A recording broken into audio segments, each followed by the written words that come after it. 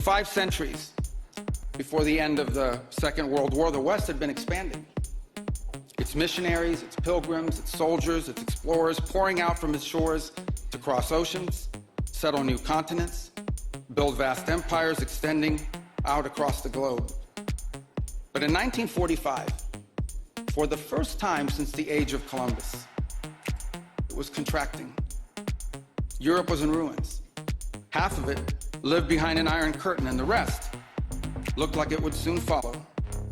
The great Western empires had entered into terminal decline, accelerated by godless communist revolutions and by anti-colonial uprisings that would transform the world and drape the red hammer and sickle across vast swaths of the map in the years to come. Against that backdrop, then as now, many came to believe that the West's age of dominance had come to an end, and that our future was destined to be a faint and feeble echo of our past. But together, our predecessors recognized that decline was a choice, and it was a choice they refused to make. This is what we did together once before, and this is what President Trump and the United States want to do again now, together with you. And this is why we do not want our allies to be weak, because that makes us weaker. We want allies who can defend themselves so that no adversary will ever be tempted to test our collective strength. This is why we do not want our allies to be shackled by guilt and shame. We want allies who are proud of their culture and of their heritage, who understand that we are heirs to the same great and noble civilization, and who together with us are willing and able to defend it.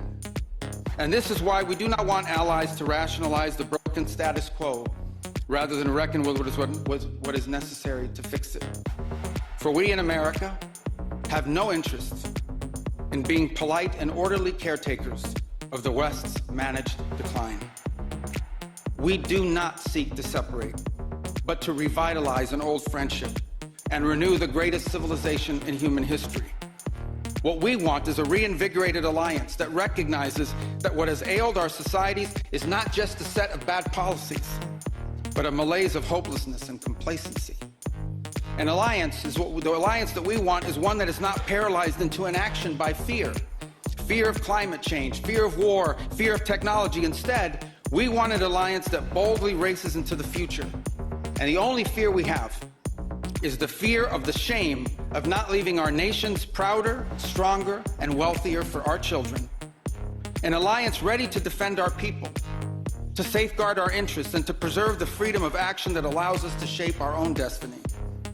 Not one that exists to operate a global welfare state and atone for the purported sins of past generations. An alliance that does not allow its power to be outsourced, constrained, or subordinated to systems beyond its control. One that does not depend on others for the critical necessities of its national life.